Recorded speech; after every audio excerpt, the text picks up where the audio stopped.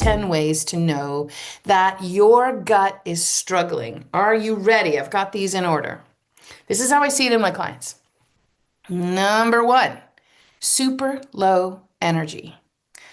Hard time getting through the tasks of the day, might show up as brain fog, might show up as like my capacity to go through what it was I was supposed to do this afternoon is like not what it was when I was me this morning, or the need to nap in the middle of the afternoon, really not having that stamina to go through, or being completely exhausted all of the time, even though you're sleeping well or seem to be sleeping well.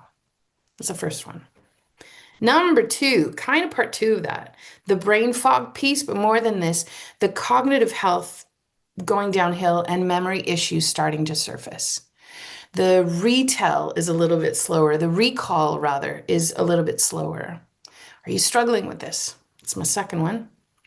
Number three in this scenario, autoimmune disorders. That's like big red lights, big red signals. Why? Because 70% of your immune system lives in the gut. What is an autoimmune disorder but driving of the immune system that's in overdrive and having a hard time? Where do you think that all started? Peel back the layers, and I'm going to guarantee you it started in the gut. So anybody with an autoimmune disorder, what's an autoimmune disorder? Would I have an autoimmune disorder? Well, let me name some of the biggest ones that I see in my clientele. Hashimoto's, Graves', those are tied to the thyroid. I just found out this year that glaucoma, which runs in my family, is an autoimmune disorder. Scleroderma, rheumatoid arthritis, psoriatic arthritis. Yeah, no thumbs up for psoriatic arthritis, but it's one of them. There's so many. Lupus. There's so many. Celiac is an autoimmune disorder, actually. There's so many of these. There's really quite a few. If you have a question about is mine an autoimmune disorder or not, do a Google search. You will find out the answer. So if you have an autoimmune disorder, I bet you it started in your gut. Yes. That was number three. Number four, you're not going to be surprised by this. Histamine issues. Oh my God, Luka, is everything a histamine thing? No, but you'll be quite amazed at how much histamine can have a role to play, especially when the gut is involved. In the gut, you break down extra histamine. When your gut's not working well, you can't break down that extra histamine, and that now adds to your symptoms and is one of the drivers of the symptoms. That's only one of the ways the gut is impacted. There's way more complicated things I won't get into because that's not what this is about. But if you have histamine issues, or if you know you have a mast cell activation issue, which has histamine as one of the pieces to the picture here, yes, my friend, the gut is asking for help. Number five, thyroid troubles. So thyroid troubles, for sure, like I talked about earlier, Hashimoto's and Graves' disease. But if you have an underactive thyroid, you are hypothyroid. If you have an overactive thyroid, you are hyperthyroid, both presenting very differently, but both, I guarantee you, have a gut component at the root. In fact, if you pull away the onion layers of what's going on in the body, what's at the center but gut stuff? Another way to say this, are you on Synthroid or levothyroxine? I once had a client, when I said, do you have any thyroid issues? Nope. We did an intake of her medication. She's on Synthroid. I said, oh, you're on Synthroid. Do you have a thyroid issue? Oh, no one's ever said that to me. Yeah. So many different ways to try to figure out what's going on. Is your cholesterol numbers rising? Are they rising? How's your thyroid? Ugh, right? This is all of these. And I will really, if you are juggling any kinds of these chronic inflammatory conditions or where there's thyroid, autoimmune, histamine issues, I really they matter. These kinds of things matter even more because to me, it's your body. What am I trying to say here? It's your body trying to tell us something and asking for help. Okay. Number six, what's another big way that your gut is struggling?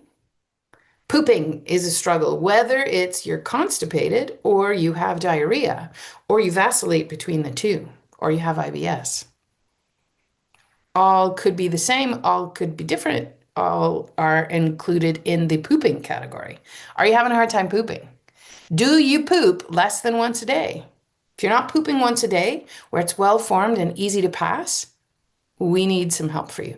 If you are pooping more than 3 times a day and it's loose all the time, we also need to address what's going on in your gut for you. Both of those are very clear indicators something's not working at the gut level directly. Number 7. This is my favorite one.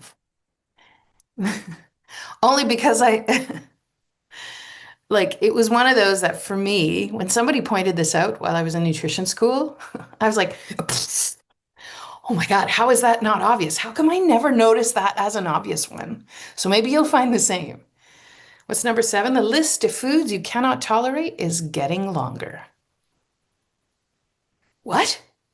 Oh yeah, you start with, well, I can't tolerate gluten. I'll take gluten out. Okay, great. Awesome. That's nice. Oh my God, 4 years later, wow, I can't tolerate dairy. I'll take dairy out. Oh yeah, I feel much better. Okay, awesome. Well, good for you. Sorta. But also now all of a sudden, oh wait, now I can't tolerate salicylates, specific foods that have salicylates in them. Oh, interessant. Oh, now I can't tolerate FODMAPs. Oh yeah, interessant. Oh, now I can't, and the list goes on and on and on. I can't tolerate beets. Oh, don't add cabbage to my list. I can't do shellfish. If the list of foods you cannot tolerate keeps getting longer, you're not fixing the issue. It's been going on for a time, and now it's just trying to scream at you for help. Yeah. Number 8. This will be maybe surprising for some. Insomnia. Sleeping, getting to sleep, staying asleep, getting good deep rest relies on good digestion, believe it or not. To fall asleep, you need to make hormones and neurotransmitters in the body. Do you know that every neurotransmitter and every hormone is based on the nutrients you get from digestion? And if you're not digesting well, which is a gut issue, hooray, it's a party. You can't sleep and you're up all night. I don't know how to turn those off, by the way. And they're kind of fun, so who cares? But yeah, if you have insomnia, in particular, actually falling asleep more than anything is a really big indicator to me that your gut is struggling and contributing to what's going on. Number 9, this is an obvious one to me. Acid reflux and or, because both can happen in the same bodies, hiatal hernia. If you've ever had a hiatal hernia, if you struggle with acid reflux, there's quite a few potential reasons why. Histamine is one for sure, but it's not the only one. But there's a lot of potential things behind the scenes going on that tell us something's struggling. And I'll tell you, if you have acid reflux or if you've ever been diagnosed with a hiatal hernia, it's because your digestion has been struggling for a time. And digestion now directly impacts your gut, which now drives everything outwards from there. I want you to think of your gut as that ground zero. It's the foundational piece that when we look after that is going to help so much other stuff.